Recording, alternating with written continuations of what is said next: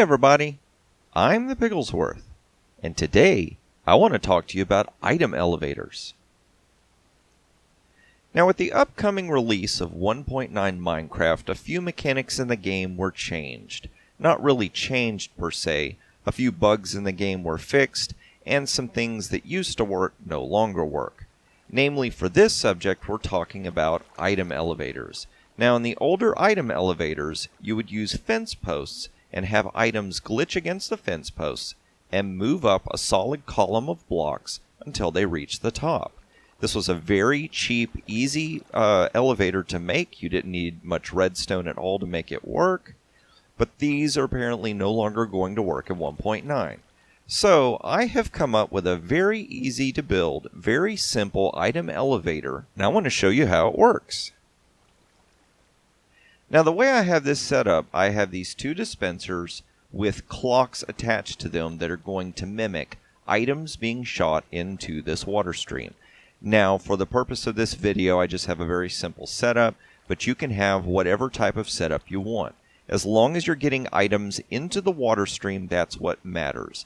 Now with the older elevators, being worried about where the items were positioned was a very important thing, but with this system, it doesn't matter. As long as the item can get washed on top of that slime block, everything will be fine. Now under here, I have a timing mechanism that you just flip this lever off and on. Now you have everything running, and we're sending items with a slime block up this column into some water that's getting washed into the next slime block, up this column to some water, and back and forth, as high as you want to go until you reach block limit or your collection system. Now, before I go any further, I want to give a huge shout out to the dog miner. He is the one who showed me using water to capture the items and push them forward. I'll have links on screen to his channel, and I will have links on screen to another video I'd done of a proof of concept where I was using water to push items around. But I was also using slime blocks that were timed to push items forward. This system is much more compact, uses much less redstone, much less resources, and is a lot more reliable. So, just to show you how this thing works in motion, we're going to dump some slime blocks in here, we're going to dump some slime blocks in there, and just watch those things go. Watch them rocket to the top, all the way up in here, just like making popcorn. So, I wonder how this thing does up against the old item elevators. I mean, we're having to waste a lot more materials to make this, but is this system faster, slower, or the same? Let's test it out. So here in this example, we have linked together the old traditional fence post glitch item elevator design and my new design on the left.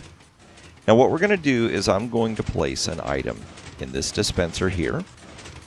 I'm going to place an item in this dispenser here, and I have this rigged up where when I hit this button, both will be simultaneously spit into the water streams and sent up to the top.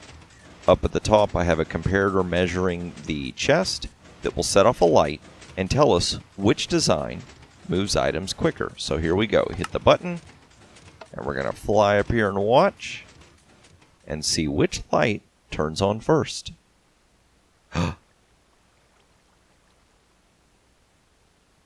And there we go.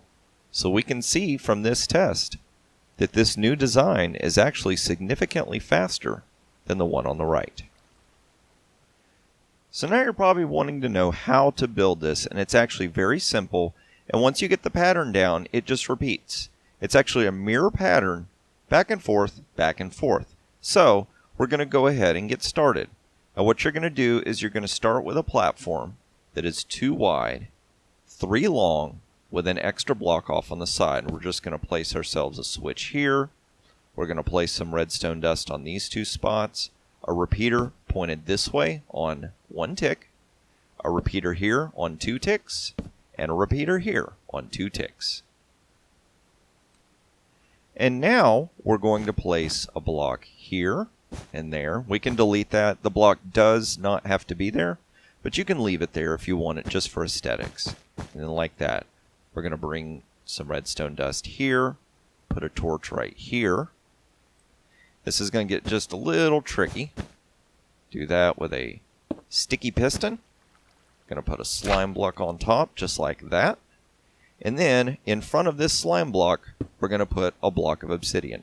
Now you don't have to use obsidian. You can use any block that slime blocks won't move. And what do you know? There's a link showing up on screen for a video I did showing you all the blocks that won't stick to the slime block. But we're just going to go ahead and for this tutorial, we're going to use obsidian. So from here, I'm going to do like this. We're going to build around like that. We have this wrapped in.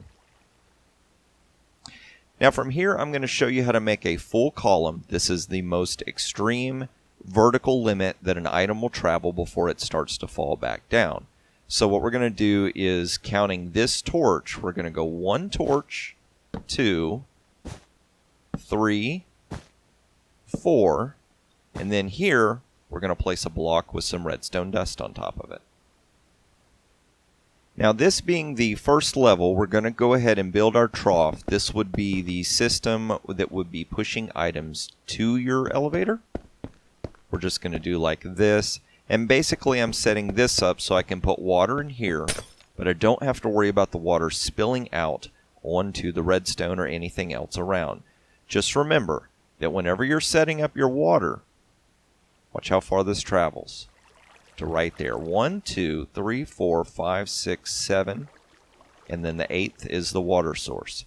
If we were to go back 1 more block like this,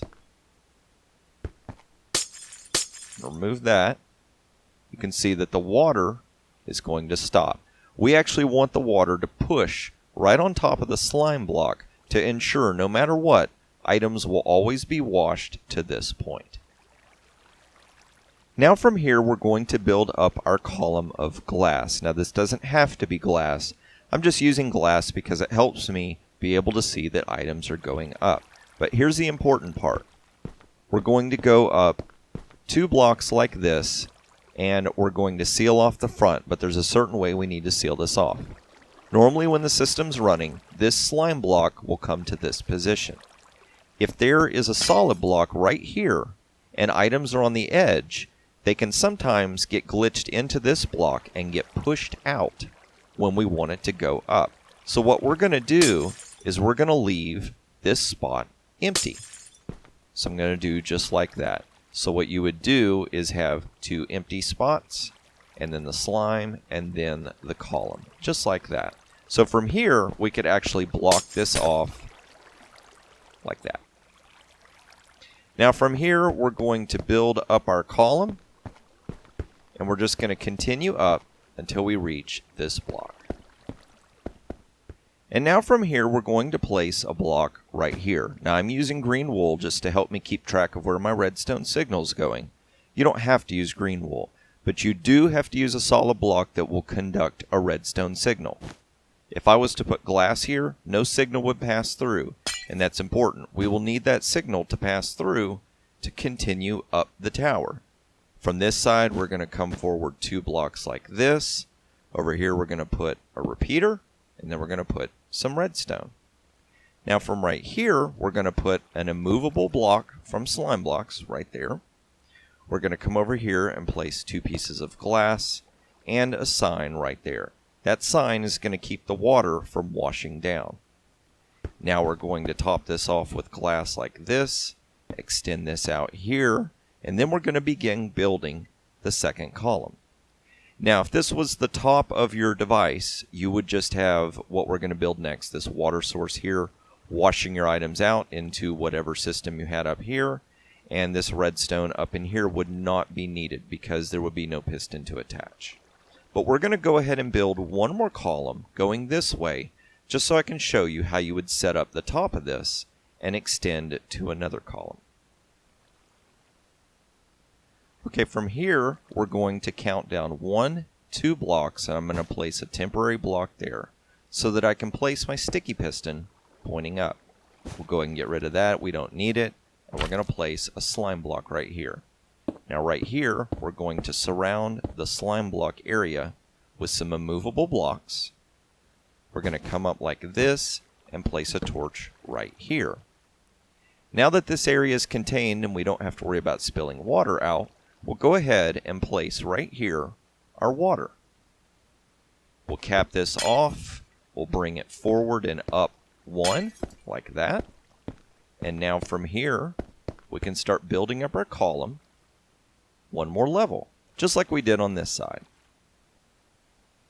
So you can see here that what I've done is extended up 1, 2, 3, 4 torches, a redstone drop up here, and I'm basically doing a mirror image of what I just did right here. So I would build this system pointing in that direction. So now without much explanation, I'm just going to go ahead and build what would be the other side of this system. Placing a torch right here. We'll go ahead and put our removable block right there. Some glass, a sign. Bring up the glass a little bit more. Cap it off right there. And you can see that it's just a repeating design over and over again. And now that we have this built, all we have to do is flip this lever off and on very quickly. Just like that, and now the system is on.